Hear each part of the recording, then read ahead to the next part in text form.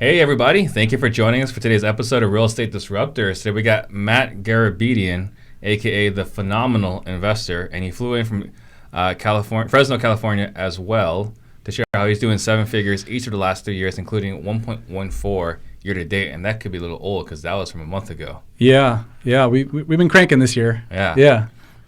If this is your first time tuning in, I am Steve Trang, broker and owner of Stunning Homes Realty, founder of the OfferFast Homes app, the only MLS for off-market wholesale properties. And I'm on a mission to create 100 millionaires. So if that's something you're interested in, let's connect on Instagram at steve.trang.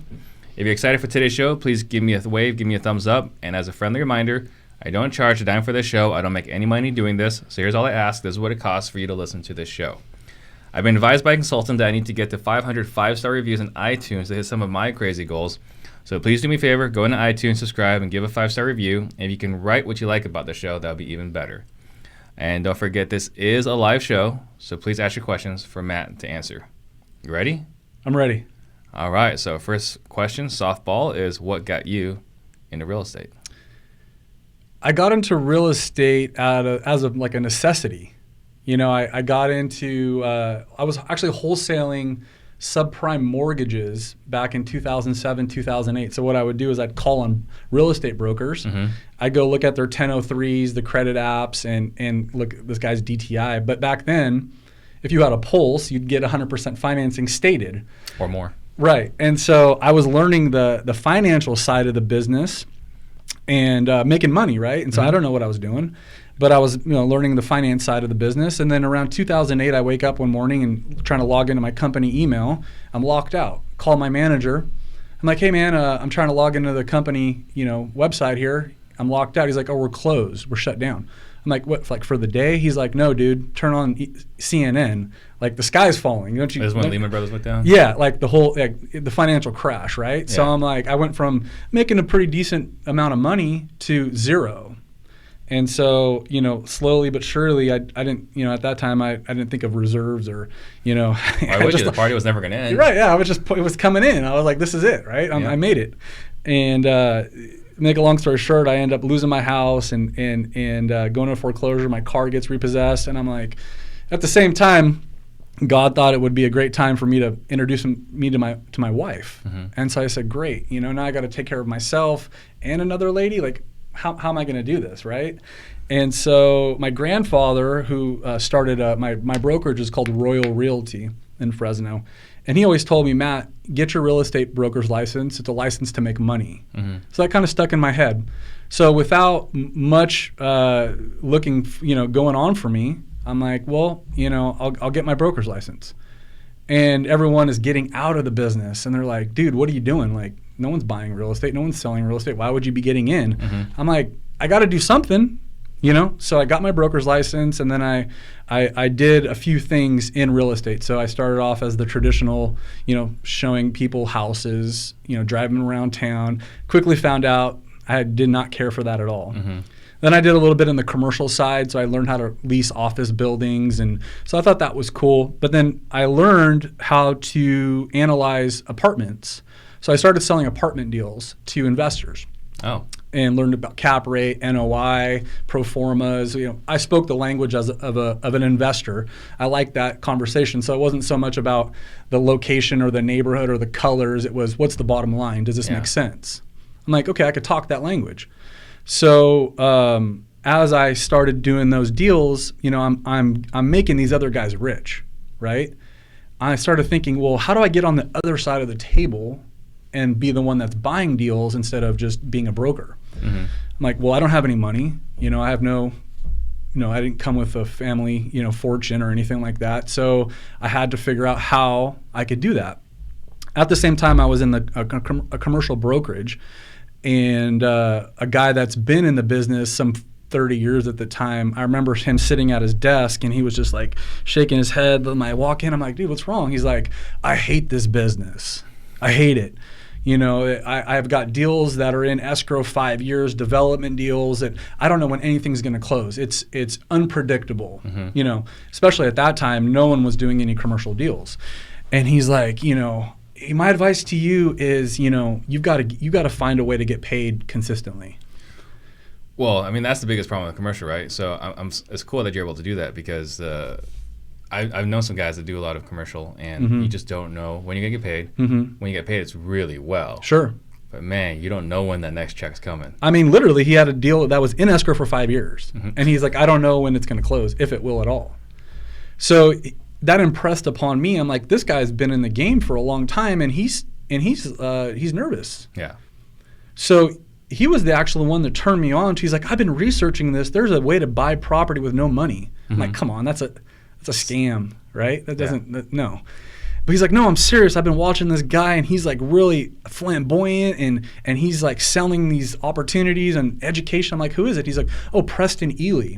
So that was my first introduction to kind of the wholesale. Like Preston's hanging out at a Starbucks, and he's talking about cashing checks and, going to get his hair done. And I'm like, this guy's, he's kind of cool. Yeah. What is he doing? So I learned about, he's talking about wholesaling, right? So I bought one of his books. Then short time after that, learned about Fortune Builders, which those guys are actually from Fresno. JD and Paul Asajian and Than Merrill are all Fresno guys. And so I bought into that program when I didn't have any money. I kind of structured a way to get in with having them finance me. They financed you? They financed me to the mastery program. They're charging like $50,000 now, but at the time I got in for like $12,000. So I put a small down payment, and I just kept making the payments to them to get the information, right? I mean, that's all I needed, information. So that's what got me in real estate. So 2008, everything kind of crashes. And then you get into apartments. Yeah. Or either leasing or showing houses, apartments, and then you go into Fortune Builders and Preston Ely. Right. At which point did you start actively wholesaling? Well, everyone would think, as soon as you learn, you just jump into it and you start making the money, right? Well, that's what everyone thinks on the outside. Yes. Yeah. I'll tell you reality. Yeah. Reality was I went back to what I felt safe doing, brokering, because I knew that I could do that and the check would come in. I had no idea. I had no proof of concept about this whole thing, wholesaling thing. It was in theory it sounded great, but could I actually do it, and was it real? And so I put it on the shelf for about a year and a half, 2 years. Oh, really? Yeah, because we tend to go to the safe route, right? We want to know where that next check's coming from, and so I continued to do on what I felt I could do. So I'm up late one night, which I was doing quite a bit because I'm restless and I can't think straight because I'm stressed. So at the time I got into the Facebook group, Wholesaling Houses Full Time, which was Alex Youngblood. He still does that. So I keep seeing all these guys. I mean, like they're posting checks, $15,000, $20,000, $8,000, and I'm looking at them and I'm like, this guy doesn't have half the knowledge and experience that I have, but they're out there doing it. Like, what's holding me back? Right. So it's like kind of that thing that you hear. It's like when you're sick of your situation is when you finally snap and you're like, okay, I'm gonna do it now. I'm tired of the excuses, and so I made a decision, and I went out and I did my first yellow letter campaign. Got a few calls. Had a guy call me. He's like, yeah, go take a look at this house. So I drive by it. Again, not much history or experience at all. I'm sitting out front, and here's the advice that I got at the time. It was, if you're not uncomfortable with the amount you're offering, if it doesn't make you physically ill, you're offering too much. That was the advice that was being given at the time. I've seen that advice a lot, and I wouldn't recommend it. Right? It's not solid. It's not 100% wrong. But right. There's tougher. More into it. Yeah, more into it. But at the time, that's what I knew. Right. So I'm sitting out front. It's in a rough neighborhood. I really don't know what I could actually pay for it. But I get the guy on the phone. He's like, well, what will you pay? And I sat there. It was the most uncomfortable silence I've ever felt in my life. And I worked my nerve up and I said, I could pay you $15,000. And he says, no, I can't do that, but I could do 25. I'm like, great, let's do it. So he's like, okay, we'll get the paperwork ready. So I hang up. I said, oh my God, like I have a deal. Yeah. At 25, I'd have no idea if that's going to even work or not. I go back to my little office and I'm subletting, probably not much bigger than the studio, and I figure out, okay, how do I find a cash buyer? I don't have a cash buyer list. And so I put my broker hat on. I'm like, well, let me run some comps. So I ran a comp. There was a house down the street that recently sold, as like square footage, condition, et cetera. It sold for $52,000. So I get I look up the tax records. It's an LLC. At the time, I had no idea how to skip trace. I didn't know how to track down an LLC. But what I knew was there was the buyer's agent that I could contact. Yeah. Called the buyer's agent. I said, hey man, I got this house down the street. You recently sold one. Would your buyer be interested in another one? He says what he tells me. He says, well, how much? I said, $52,000. And this is what he tells me, Steve. He says, don't tell anybody else about the property. We'll have the money in escrow in a week. He hangs up. I'm like, no way. I'm calculating. In my mind, I'm like, I just made $27,000 on this deal. Like, no way this is going to happen. It's too good to be true. Yeah. So I rush back to my office. I get the paperwork, the seller sign. I send the assignment. And they both sign. Okay, wow, like this could be real. And then for about 2 weeks, I was the most nervous wreck because I'm thinking, is he going to find out if I'm making money? Is the seller real? Are they actually going to show up? And so I was calling my title officer, like, hey, is everything going cool? Like I'm stressed out, right? And lo and behold, seller signs, buyer funds. They call me, Matt, we have a check for you. And that was my proof of concept. And at that point, I never looked back. And when was this exactly? That was 2010. Okay. And then one thing you said that was really interesting was that it took you a while to, even though you knew what you knew, you didn't necessarily take action until you felt like your back was against the wall. Sure. And I think that's one of the things that a lot of people are they want to do this. Sounds great. But they're reluctant to take the first step, and we call it kind of like YouTube University, where they're just watching videos. And I love that they're watching the videos. Right. But at some point, they have to take action. Sure. So, like, what advice do you give someone that's doing a little bit too much learning and not enough doing? Overanalyzing anything is never going to be profitable, right? I mean, we can all look at different ways to skin a cat, but until you take action, you're never going to get to your goal. Right, you can't skip over all the steps and get a check. It's impossible, right? So, just understand that anyone can do this business. Right. This is not rocket science, right?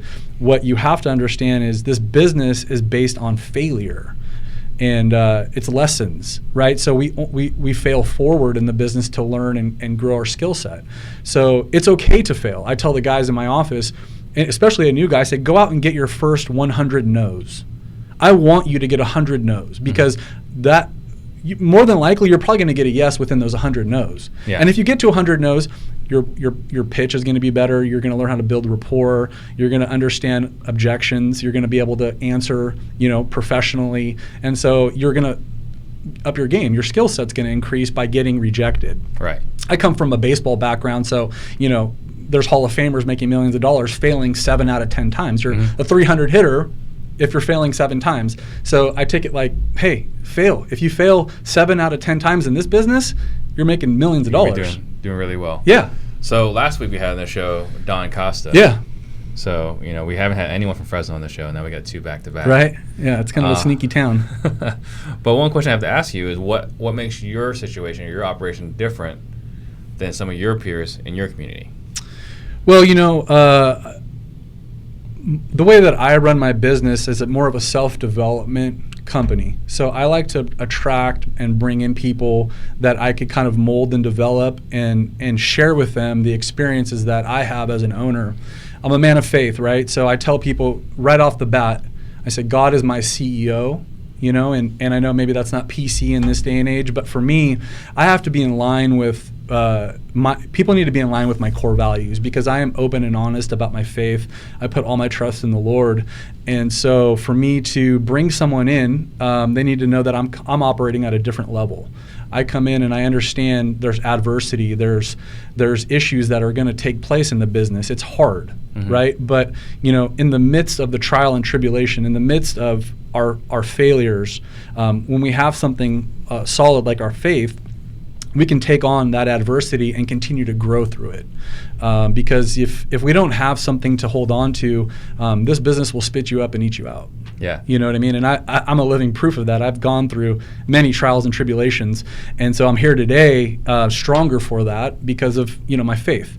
But what to answer your question even more in sync is, I'm a hands-on guy, right? So I get in the trenches with my guys. They celebrate in the wins and the losses. Mm-hmm. So I demand a lot from them, their ethics, their commitment, their workability, showing up and going through the trenches essentially. So, as you get higher and hire more people, you start to get further away from, the front line, right? Mm-hmm. Like a general that, is not with this front line is ineffective in some cases. So scaling and growing is important, but you got to be able to stay, really in touch with the people that are the face of your company. I like that a lot, and I think we have that in common, that a lot of our guys, one of our 5 core values is growth, meaning personal development. Sure. And the moment you tell me you already got it figured out is the moment I'm looking to replace you. Yeah, that's a scary place to be when you stop learning. Yeah. 100%. I learn every day. Yeah. I learn every day. Well, we were talking before the show. Yeah. There are a couple of things that we were learning recently. Absolutely, right? Yeah. So, doing my research before the show, there's another licensed realtor named Matthew Garabedian in New Jersey. Yeah. Garabedian Realty Group. There's a funny story. So at least 5 or 6 times a week, I get asked, "Are you related to this Garabedian or that Garabedian?" And I say, "Look, it's like Smith." Is it? Yeah. Doesn't look like a Smith. Go figure, right? But the truth is, I'm Armenian, and so we have a very common last name. And so if you go to like Glendale, California, or L.A., or Fresno, it's like a little Armenia. So there's a lot of Garabedians, but no relation. There's another Garabedian in my town. Another agent. Yeah. It's just funny to see. It is. Okay, so one thing you mentioned again earlier, like perseverance, is something is super important to you. Mm-hmm. So you said that you've overcome some big failures. Like, what are some of those failures that you've overcome? Okay. Well, geez, we have an hour here. We got another 40 minutes. Okay. Just in business, right? So, for example, when I learned about, we can actually scale and grow a team, you got to go out and hire. Well, that was weird for me because I was a solopreneur guy, kind of like a lone wolf attitude. I'm like, I'm going to go do it all myself. No one can do it better than me. But then I learned about how these guys are scaling and growing through hiring, right? Mm-hmm. So I ended up hiring 2 guys, and I just poured into them. I mean, I was just spending, my whole summer, it felt like, away from my kids and my family, and just transferring all this knowledge that I had, right? And I overpaid them, and I did a lot of things that was just rookie mistakes. So I think we're starting to roll, right? We're starting to grow. My dad died. 2 days later, both these guys walk in. They had this like kind of straight face, and I thought like, they're gonna tell me they're sorry about my dad passing, and they're like, with no emotion, they're like, "We're leaving you."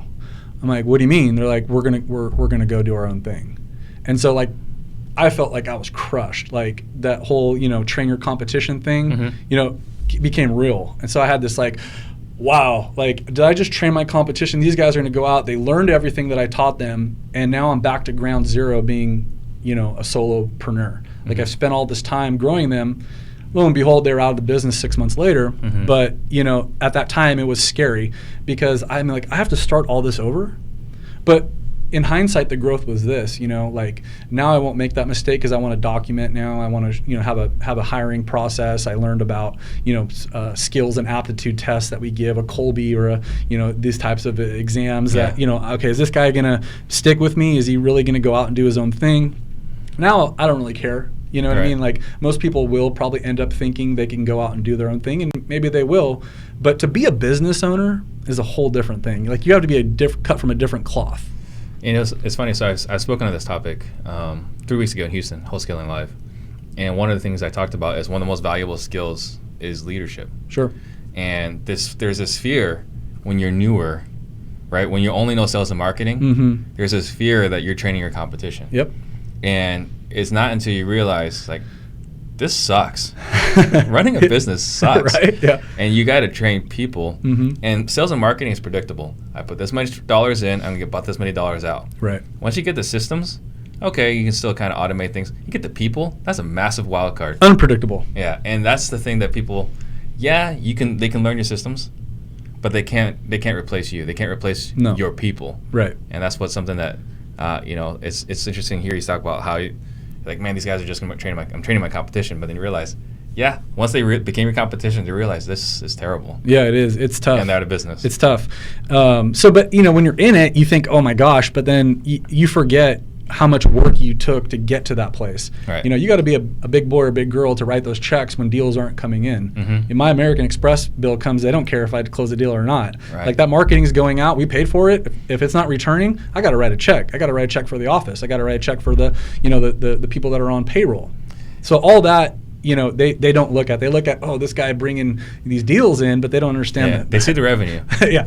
They don't see the expenses. Expenses are, they're there. Let me tell you. Yep. Another quick story was as we kind of start, getting into, you get some success in wholesaling, right? And then you see the shiny object syndrome, which is, man, I want to be a flipper. I want to be a fix and flip guy, because those guys are making the real money. Mm-hmm. Not knowing that, the cost of the holding cost and the contractors that they have to, go through and the time and all the stuff that goes into it, you don't realize that until you feel it, right? So, one mistake I made was I got shiny object, even though my wholesaling business was working. One day I woke up, I'm like, I'm fixing and flipping now. So I end up starting 5 or 6 projects. I had a gentleman in my town, and he came to me. He's an old school Portuguese man, very nice guy, but rough around the edges. And he'd built this, massive apartment holding in Fresno, fresh off, the old country with no shoes, worked his way up through hard work. He says, Matt, you're really good at finding deals. I've got about $1 million in cash. I want you to partner with you. I want to partner with you 50-50. And, I'm like, okay, sure. So we start doing projects together, and, he's doing one deal at a time, but we've got like 4 sitting. And I'm like, the speed of this is most important, right? Mm-hmm. Not holding all these projects. That's not, good business sense. Well, we're doing a few deals. And at the time, he was going through some, a potential like marital problems, like a divorce, and he tells me, I'd rather keep everything in your name, and the deals are in your name, the money's coming back into my account, and being kind of young in business, you don't foresee any potential problems with that. You're like, man, this is great. I got a guy like funding me, like we're doing deals.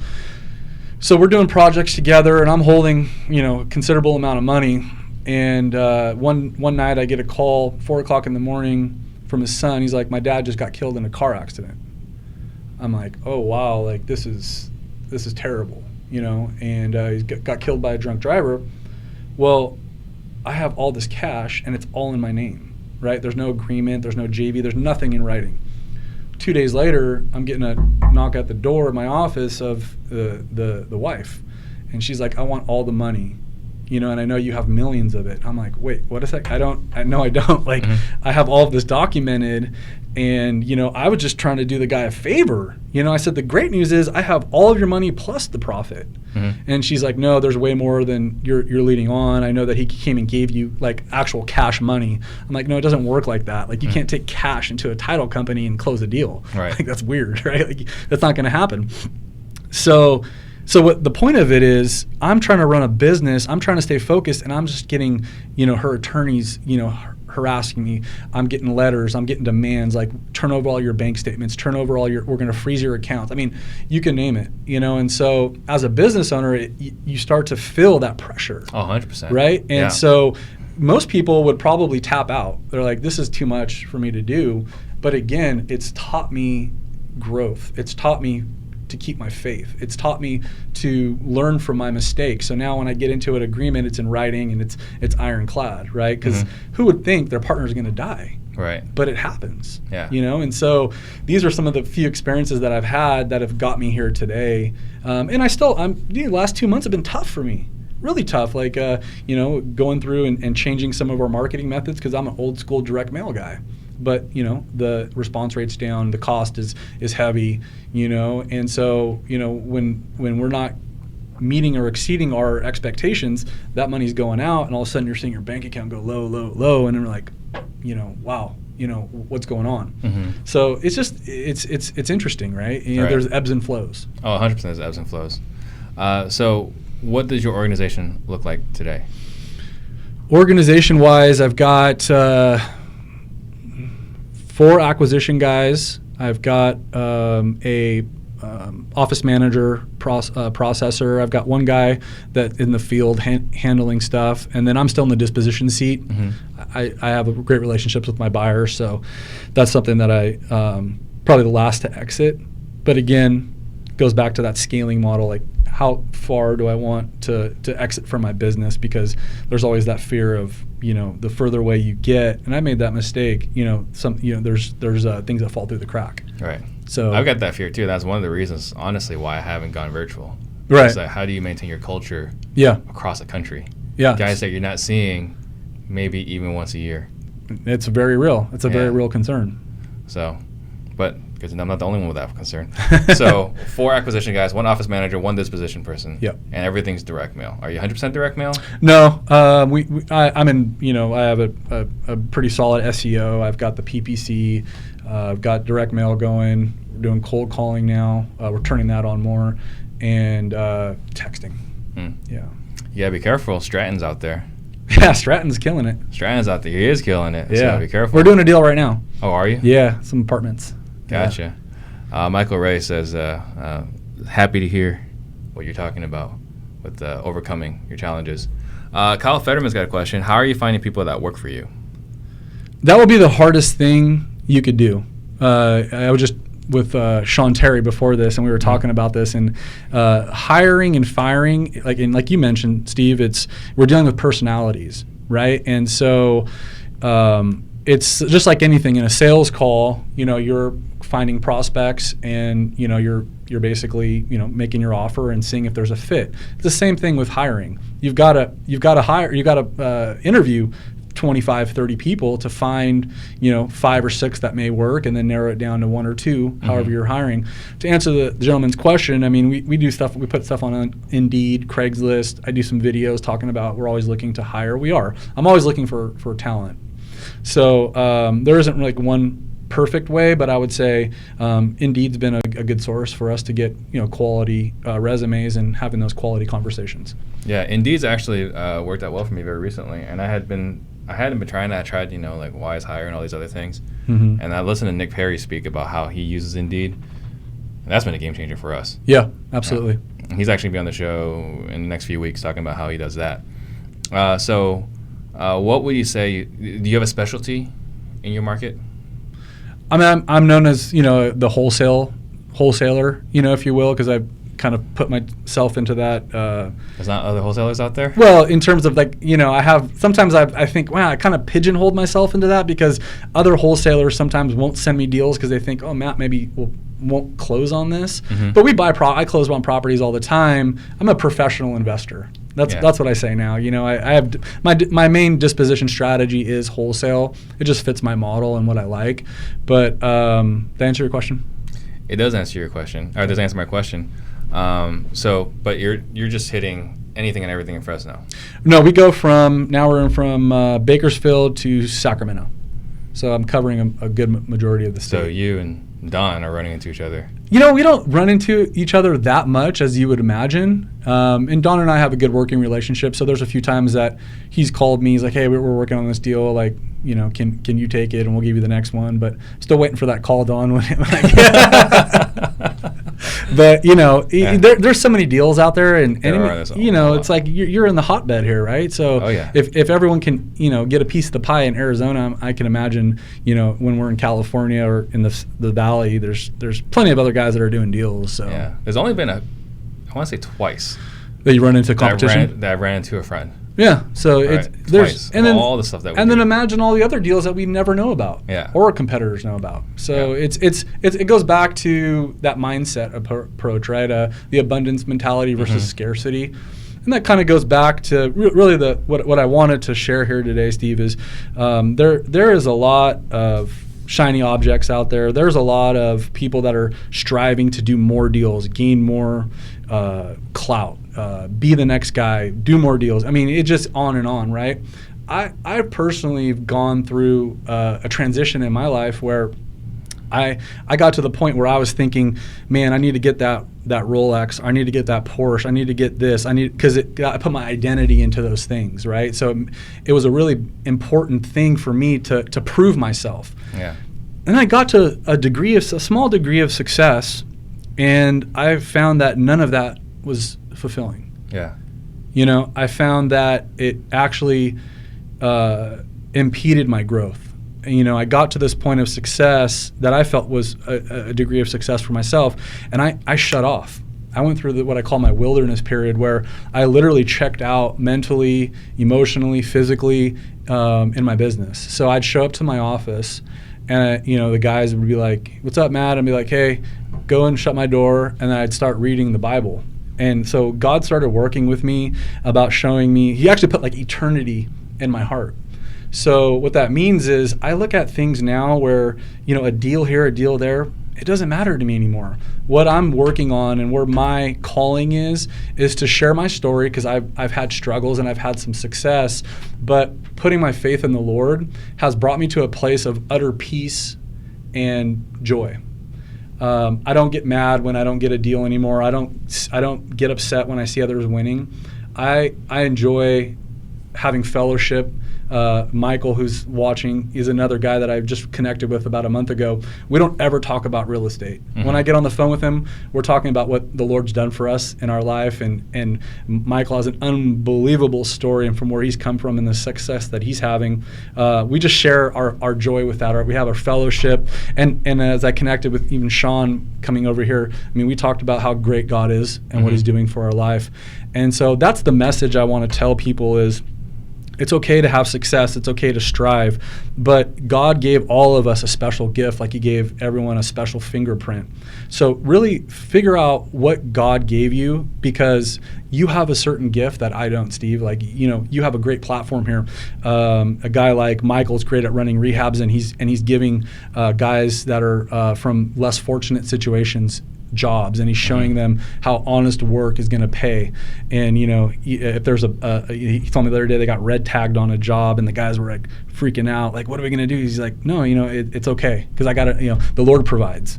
Yeah. And so that's what that's what brings me joy and happiness. And I like to talk to other entrepreneurs, because I've been in some big rooms. I'm part of the Arate Syndicate, which is a big group run by Andy Frizella and Ed Milet. And I've seen guys in there that are worth tens, 50, hundreds of millions of dollars that have everything on the outside. The world can see as success, but inside they're scared, they're full of fear, they're empty and sad and depressed. And this is, I've seen this with guys all over the real estate business, that guys that, I'll never say a name here out of respect, but guys that on the outside are just absolutely killing the game. But since I've developed relationships with them, I'm trying to share what the Lord has been doing for me, how to bring that peace. Because when we put our identity in things, when we put our identity into a bank account, and that bank account goes down, our world starts rocking. Mm-hmm. Like, where are we going with this? Like, you start thinking, I'm a failure. I've built nothing. And you play this game, and you start getting these attacks, and things are happening in your mind, and it's not a place to be. It's no fun. So where I'm going forward is I'm telling the truth. I'm telling people that there's more to life than your next deal. Use this platform that you have, your abilities, your skill sets, to help others. Can you imagine being able to buy a house from someone, get them out of a bad situation, and give them a new start? I think that's amazing, right? Or you take people that are thinking it's all about money and fortune and the watch and the clothes, and tell them, look, those things are okay, but there's a bigger picture. Yeah. You know what I mean? Yeah, and so those things are great, but you have other purposes. 100% on the planet. Yeah, we weren't created to just show up, do some wholesale deals, and flip, and then die. Yeah. We're here today, gone tomorrow. We're a piece of dust, and so if the Lord wills, most men can live to their 80s, right? I'm 40, you're 40, we're at our halfway mark. So now I'm thinking about how I went from success to significance. Yeah. Because more money isn't impressive. More marketing strategies isn't impressive. You've had some amazing guests. By the way, this is an amazing platform you have here, and I'm super thankful to be a part of it and to share my story. But someone needs to step up and tell people Your identity is not in the money. Your identity is not in how many deals you're doing or how much money you have. Your identity is what God's given you, your purpose, what you're doing with it, and how you're spreading light, joy, and the news of the gospel. Right. Yeah. So there is something there, though, right? Like, it's kind of hard in that you don't want to be measured. You don't want your identity, right, to be your vehicles, your watches, your money. I completely agree with that. Mm-hmm. But there's certain things you have to accomplish. Sure. In order to spread your message. Right? Yes. Like, whatever your passion, your purpose, your message. Yes. It's harder to do those things if you're not successful. Successful. Good point.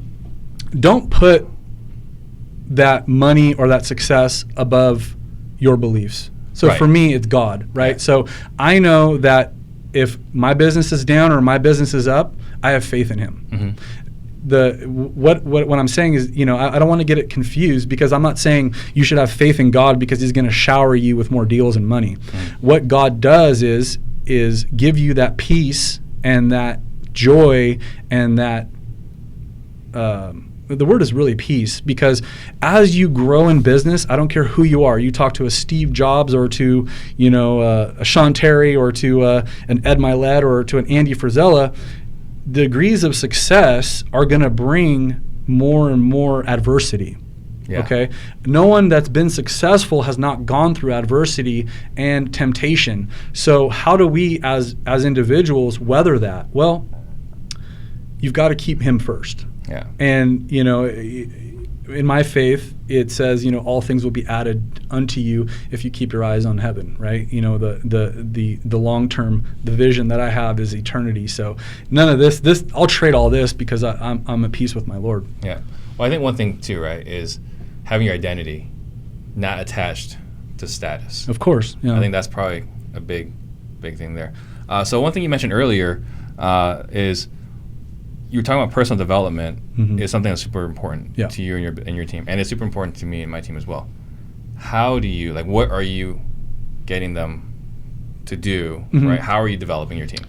I'm a pretty avid reader, mm-hmm. so I definitely will be telling my guys to read this, read that. I ask them to write down their goals and talk, and we talk about them, right? What are your goals? Where do you see yourself going in the next 5, 10, 15 years? Okay, so the power of the mind is a very real thing. So I see, including myself, you go through this, right? So the goal is to try to get here, mm-hmm. A slow incline, and don't get too high and don't get too low. Right, because right here is where the magic happens. Because you're on a steady growth, you're improving your mind, your body, your spirit, and all that stuff just is a byproduct of business is a byproduct of that. Success mm-hmm. in business is a byproduct of that. You can't, I was my heaviest I was about a year or two ago. So I knew that what's the point of becoming wealthy or rich if I'm going to end up being sick? Yeah. So I know that's out of line, right? Like I can't just be eating and not taking care of my body and making money, because I'm just going to end up using that money to pay for my hospital visits. Plus, you have kids, and you want to be around for them. So it's to answer your question, it's you have to encompass everything. You've got to sharpen your mind. Number one, you got to sharpen your mind, because that is the most important tool you have. A sharp mind will take across the gamut. You'll be able to have a sharp mind to get in the gym no matter when you wanted. Having a sharp mind will say, hey, you got to get that reading in. A sharp mind you'll think clearer on deals. So do you have like a book club in the office? Do you have like everyone we're reading this book for the month? How do you? I tell people what I'm reading, mm-hmm. and so for an example, I buy 10, 11 copies of books that I like. And then people that come into my office or that I meet, instead of giving them my business card, I have a little stamp. It says, it says Matt at Phenom Investor. And my favorite verse in the Bible is Hebrews 11:6. It says, "But without faith, it is impossible to please Him.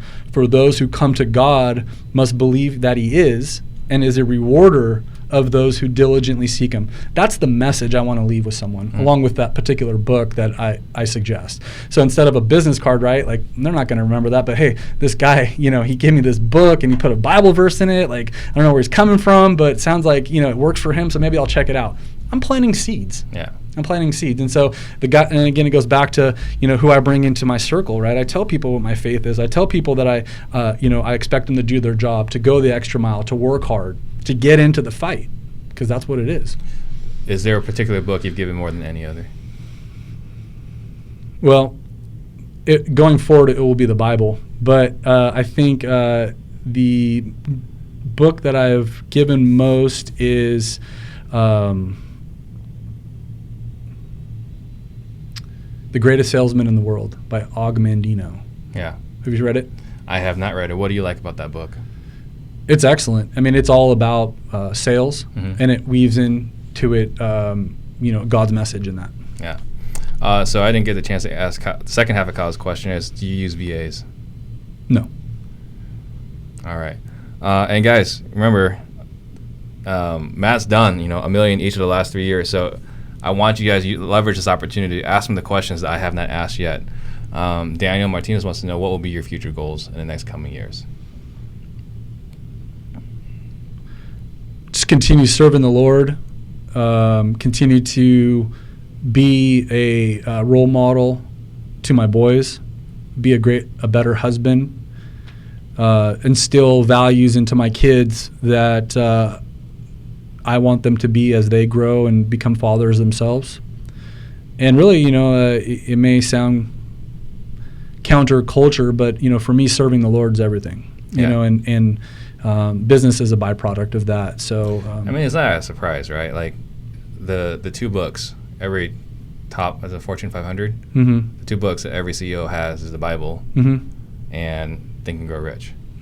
So it's not a surprise, right, that it's a byproduct. Every principle if you read any sales book, for the most part, you could draw the principles that came from the Bible. Well, what surprised me was I read, what was it? It's one of Dave Ramsey's book. I want to say EntreLeadership. I can't say for sure.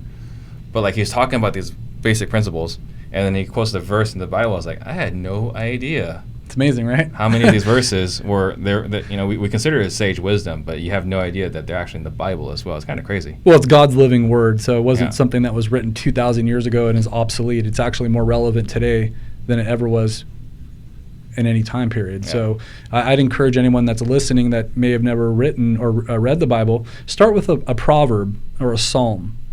And if you want to get real deep, we can talk about that. Please reach out to me. I'd love to talk about that with anybody listening. That's my goal. Yeah. If I could turn someone to learn about who God is, He created us. We're sitting here on this earth that's spinning at 65,000 miles per hour. We're something like 90 million miles away from the sun. We're over here talking about real estate, which is a very small thing in grand schemes.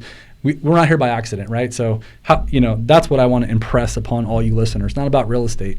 It's about who we are. So I do have some more real estate questions. Okay. Marketing. How much are you spending a month? Because we're talking about direct mail, which I don't know what it is about California, but everyone loves direct mail in California. Right, yeah. So we're stubborn out there.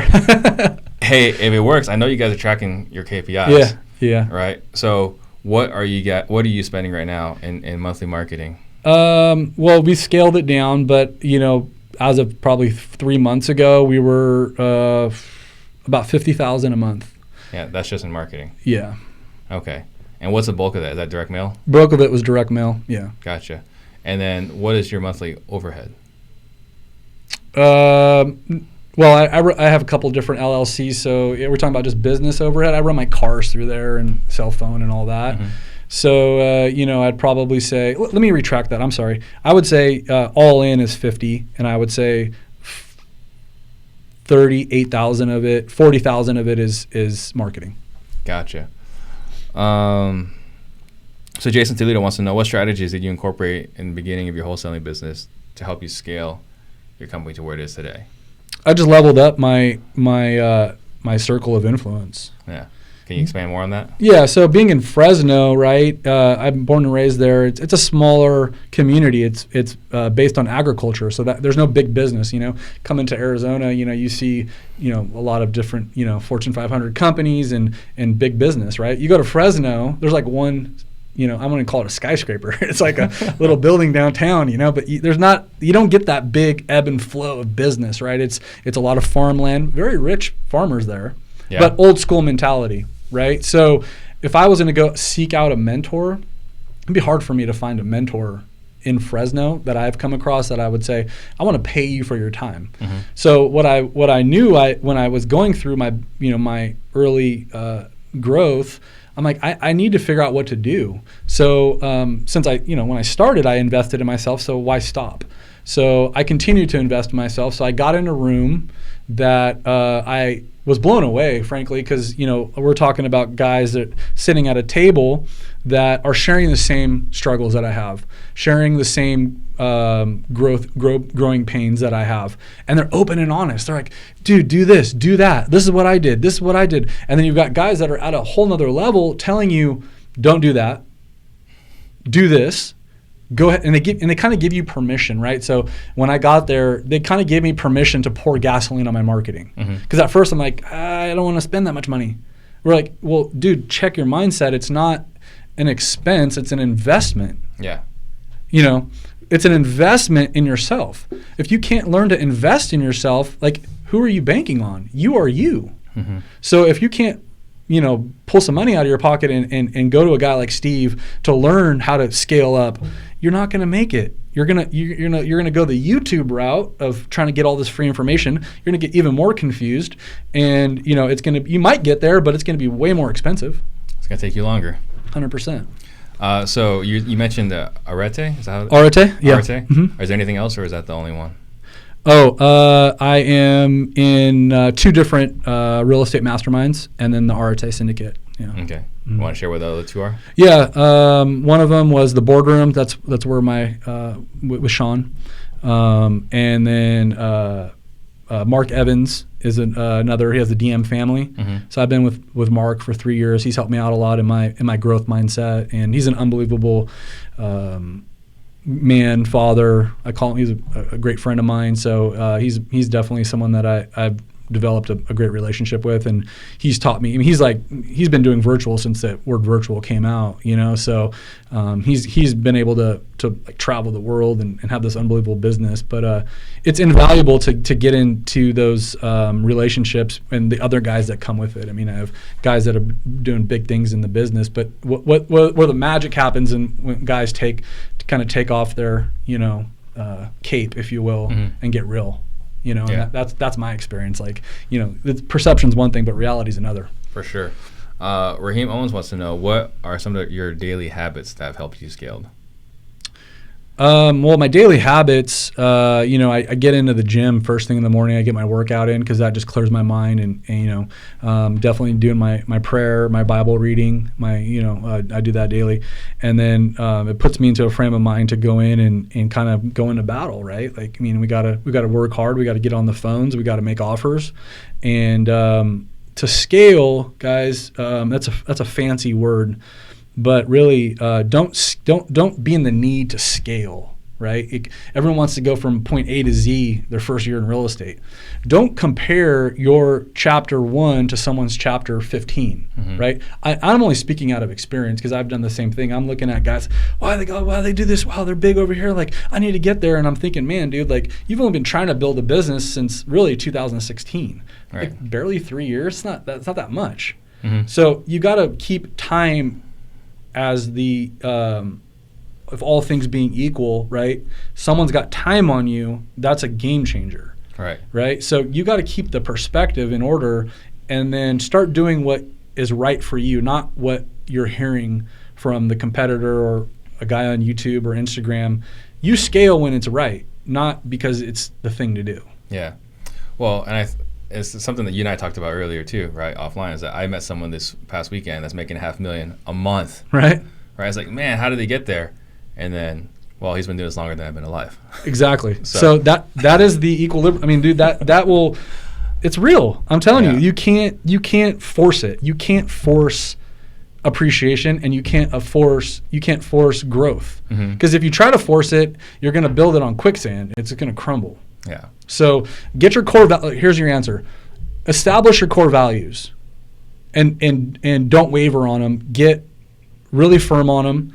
Then you hire based on, and you fire based on your core values. Right. So if you don't stand for something, you're going to fall for anything. Establish your core values. Post them on the wall. Tell people about them, and then find the people that are going to be in line with your core value, and then your vision. is a huge part. What I've learned is your vision has to be big enough for everybody to fit inside of it, right? Mm-hmm. So if you're saying, well, I want to do 10 deals a month or 15 deals, that's cool, but a lot of guys might not fit inside that vision, right? Because they're not feel like there's enough growth for them. Well, it's maybe not enough for them to eat. Right. In their vision as well. Exactly. So some of the biggest success, story, like I just saw Dean Graziosi's office. Like, what's that guy's vision? It wasn't 10 or 15 deals a month. No. I mean, I was blown away by, what his operation. That's just like his media and his, education piece. And, but credit to Dean, he was in there on the whiteboard teaching. I mean, this guy's worth, I don't know how many millions of dollars, right? And he's there working. How many tens of millions of dollars? Tens of millions. Yeah. So Anthony Walters wants to know how many deals per month before you suggest outsourcing and hiring? How many deals a month before you outsourcing for me is, I can't speak to it because I've never done it. I like to have some control of it.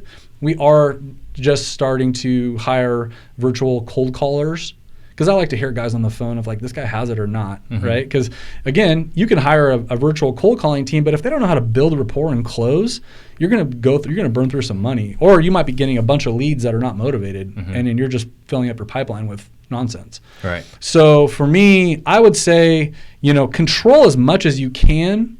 And then if it starts to be very profitable, then you could outsource. But I mean, I like to hear guys in my office on the phone because there's growth there. I can say, hey, why didn't you say this, or how come you didn't say this, or dude, get on the phone. Some guys just show up and sit there. And I'm like, you're not going to cut it. No, you're not going to. You got to dial. So for real deals, wants to know, are your guys' salary or percentage based on the closing? I pay my guys on a commission basis, and then like my processor office guys a salary. I pay my guys, up to a certain point, they'll get $1,500 a deal, and then once we reach a certain amount, they get 10%. Okay. Is there, like, I guess over 15,000? 30. Over 30. Yeah, it's 29,000 or less, just 15 grand. Because we'll do deals that we make $5 or $6 grand on. That's like a loss for me after marketing expense, but I'm still paying my guy $1,500. Oh, that's solid. Right, so that keeps them eating, right? And sometimes I'll take an L, just to keep the train moving. But we'll knock off a deal for 30 or 50 or whatever, and I'll give them a 10% bonus or whatever. But that's kind of and our average deal size is 19 grand. So it's not like we're knocking down $50,000 wholesales all day. No, 19 grand's pretty solid though. And he also wants to know, what's the first position he should hire when hiring? An assistant. Because, I don't know how you like to operate, but for me, there's things that I don't like doing. And so if someone can put me on a schedule, that would be ideal. For me, the first two people I hired were acquisition guys, right? And then they quit or went out and compete, and then,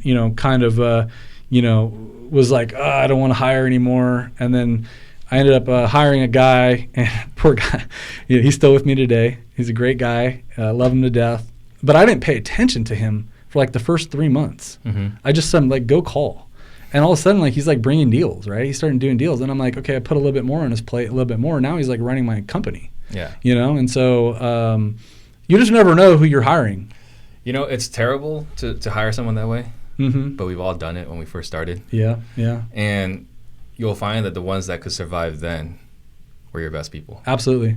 Right? Yeah. Because I was a terrible manager when I first started. Yeah. And those are the ones, like, I fired a lot of people. I let a lot of people go. But, man, the ones that could survive with my crap management, now they're running my operations now that we have, like, a real company. Yeah, go figure, right? Yeah. I mean, none of us, we all get into being an owner. None of us have experience hiring, Like, you have to get kind of burned in the process to know what you don't want to hire. We have to fail. Just like you have to fail in your first seller's appointment. You got to fail on the phones. Like I said, this business is designed around failure. Yeah. So the quicker and faster you could fail, and I don't even want to say fail, learn. Yep. The quicker you can learn is the quicker you're going to get to your goals. Yeah. Roger Garza wants to know, which specific source are you getting most of your deals from? What specific source? I mean, it's evenly matched across direct mail and SEO. I've been working on SEO since 2013, so I have a pretty strong pretty good head start. Yeah. So that's been a good thing for me. So I'd say, the internet brings in deals, and so does direct mail. And now that we're kind of transitioning out of being so heavy in direct mail, I'm interested to see where the new lead source will come. Maybe it's going to be through texting or cold calling. So it's to be determined. And what's your ARV range are you recommend marketing to when starting out to get decent spreads? Dude, that's not a one size fits all. That's probably a market question. specific question. Yeah, for us, we're still in that FHA 250 and below is the sweet spot. I don't like to mess with stuff over like 350. Me neither. What is your biggest struggle right now? Oh, good question. My biggest struggle right now. I'm at a pretty good place, honestly, and the irony of that is I've had probably the last 2 or 3 months have been some of the worst I've had in business because we're going that transition where direct mail started to be ineffective, and so it just it took a chink out of my armor money wise.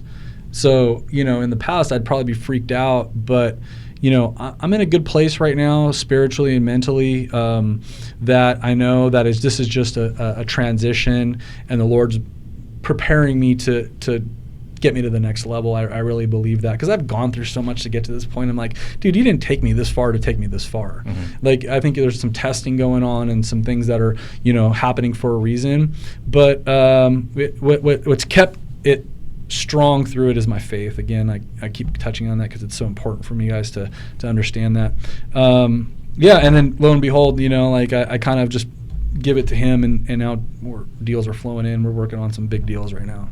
Yeah. Well, you mentioned you did or you're doing a multifamily deal. Yeah.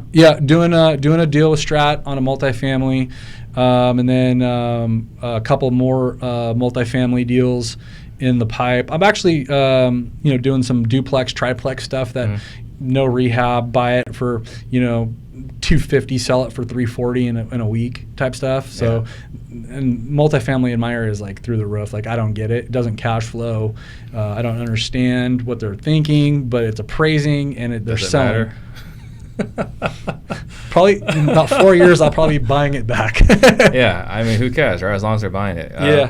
Matt Larson, he was on the show a couple weeks ago. Yeah, Matt's in the DM fam. Yeah. And he was saying like he's cleaning it up with multifamily. Right. Well, Tim Bratz done a great job of doing that model where he's raising money and he went from 0 to 60 in like fast. Mm-hmm. He's holding a huge portfolio now.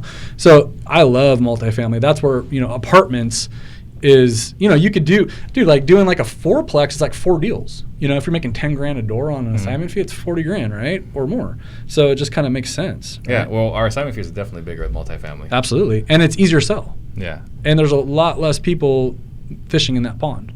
Yeah.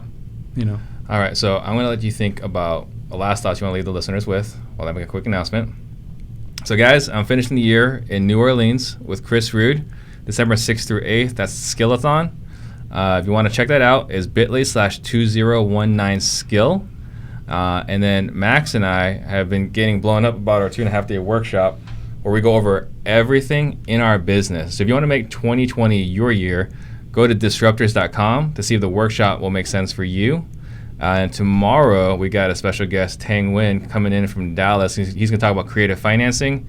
And then we got Kyle Weiler next week for this show. So what were some last thoughts you want to leave the listeners with? Yeah. My last thoughts with you guys is you guys were not born as an accident. We're all put on this earth for a reason. Like I said, we have different fingerprints. We have different skills and abilities, God-given abilities. I pray that you find your abilities, you get close and find out God's purpose for you, and put your faith in the Lord. That's everything. And you'll be surprised how everything else comes together after you do that. If you put money first, if you put business first, if you put deals first, remember guys, there's always a trade-off. If you want more success, you're trading something, either time with family, your health, your happiness, your well-being. But when you put the Lord first, there's no trade-off. Everything comes added to that. So I leave you guys. God bless you. I'm happy to be in this business. I'm thankful, Steve, that you allowed me on to give me this platform. And I just pray that everybody has a wonderful, abundant life, reaches all their goals and dreams in this business, because it is a rewarding business. And I'm just thankful. And how can someone get hold of you? Instagram, I'm at Phenom Investor. YouTube, Matt Garabedian. I have a podcast on iTunes called the Phenom Investor Blueprint, where I talk a lot about my faith and some of the stuff I shared with today, along with some business stuff. I'm an open book, guys. I'll tell you the wins, my losses, where I'm not good and where I'm great at. So please reach out to me. I am coaching some folks, helping them grow their business and help them and develop as leaders and men. Yeah, cool. Thank you very much. Awesome. Thank you so much. Appreciate it. Thank you guys for watching.